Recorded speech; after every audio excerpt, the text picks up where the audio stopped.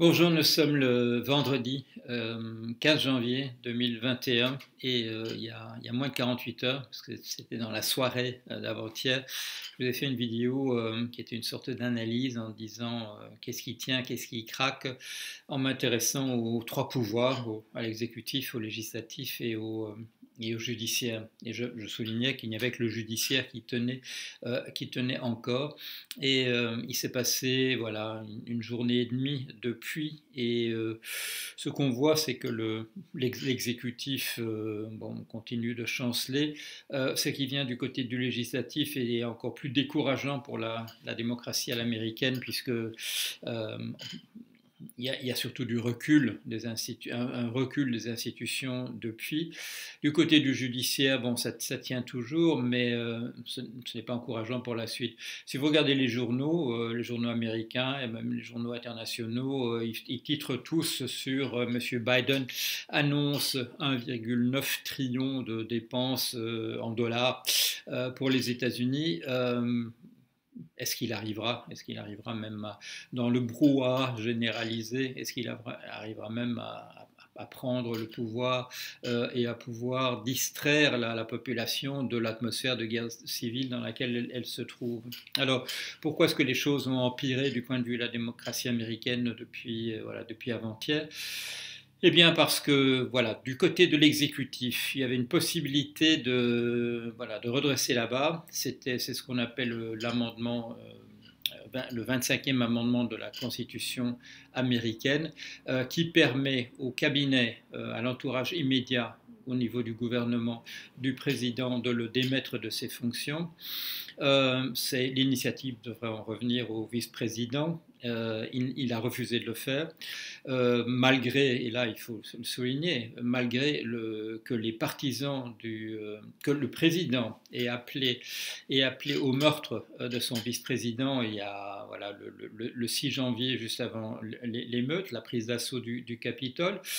Que les émeutiers criaient qu'ils allaient pendre monsieur Mike Pence, et malgré cela, ou peut-être à cause de cela, ils refusent de démettre le président, d'être à l'initiative d'une destitution du président par le biais de l'amendement numéro 25. Voilà. Alors par ailleurs, du côté du législatif, autre initiative, celle de l'impeachment. L'impeachment a été voté essentiellement par la majorité démocrate au Congrès, c'est-à-dire donc à la Chambre basse, à l'Assemblée nationale, avec le renfort de 10 parlementaires républicains. 10 sur 211, ça fait 1 sur 20, ça fait 5%, 5% seulement des républicains qui ont suivi dans cette initiative. Du côté, il faudrait, bien entendu, c'est ça qui avait fait échouer la première tentative d'impeachment, celle qui date d'il y a un an, c'est qu'on n'avait pas trouvé de majorité des 2 tiers au Sénat pour confirmer pour transformer l'essai. Cette fois-ci, il y a à peu près 5, c'est quoi, 5 sur 50, là aussi, on est dans du 10% plutôt que du 5% au Congrès, mais on n'est encore nulle part, de sénateurs républicains qui sont prêts à embrayer avec les démocrates. Ça veut dire que du côté du Parti républicain, on n'est pas encore prêt à lâcher un président qui a fait un coup d'État, qui a tenté au moins, je dirais, la première étape d'un coup d'État fasciste. On n'est pas encore prêt à le lâcher. C'est-à-dire que ce parti reste aligné derrière un président putschiste dont les intentions sont absolument claires. Il parle énormément et il s'exprime beaucoup par tweet. Bon, pour le moment, c'est un peu tari de ce côté-là, mais il s'exprime, il a eu l'occasion de s'exprimer longuement sur ses intentions, et ses intentions sont ceux d'un dictateur à la tête d'un parti fasciste, suprémaciste blanc, néo-nazi, enfin bon, tout ce que vous pouvez imaginer dans ce style-là, masculiniste, bon, j'en passe et des meilleurs.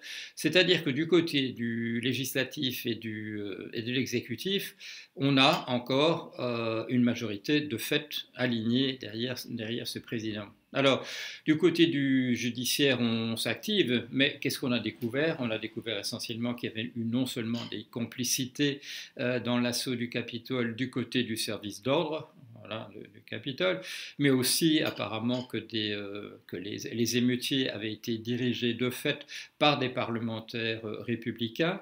On voit des vidéos maintenant où quelqu'un dans un mégaphone de l'extérieur s'adressant aux émeutiers à l'intérieur leur dit et alors, à droite, il y a un petit couloir, et quand vous arrivez au bout du couloir, il y a une fenêtre, il faut casser la fenêtre, etc. C'est-à-dire avec des instructions extrêmement précises sur l'architecture et la géographie du bâtiment du Capitole. Alors on le sait, bon, alors il y a des gens qui vous disent oui, mais regardez, Trump, il a dit à ces gens pas de violence, etc. Bon, Trump, si vous regardez un petit peu ses vidéos ou ses déclarations, vous savez, il a deux tons. Il a un ton quand il dit ce qu'il pense et il a un autre ton traînant, regardant au ciel, quand il ment, quand il est sous une menace quelconque et qu'il est obligé de mentir. Donc il n'y a pas, c'est même pas codé, je veux dire, même quelqu'un qui le voit pour la première fois dit bon, ce type comme il est là, il est en train de dire ce que je dis, je ne le pense pas vraiment. C'est tout à fait évident, même sans entraînement du côté de M. Trump. Alors, qu'est-ce qu'ils nous disent du côté des putschistes fascistes? Ils nous ont dit qu'ils recommençaient le 17, c'est donc dans 2 jours, c'est dimanche, on est prévenu. Et entre dimanche, lundi, mardi, mercredi, l'inauguration est donc, attendez que je fasse bien mes calculs, le 17, lundi, mardi, mercredi, ça nous fait donc le 20.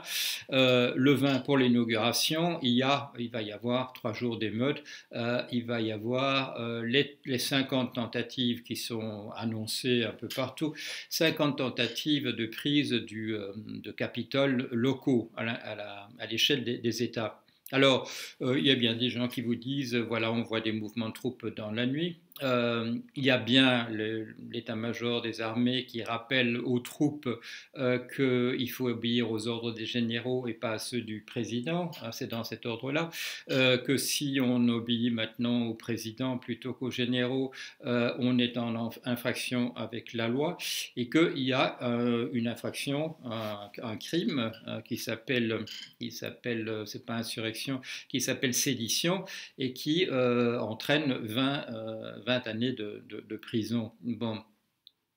Est-ce que ça va suffire pour retenir des troupes donc, qui ont déjà fait la preuve de leur sympathie, au moins pour le président, plutôt que pour les ordres qui leur viennent d'en haut? Alors, le test, il débute véritablement là dans 48 heures.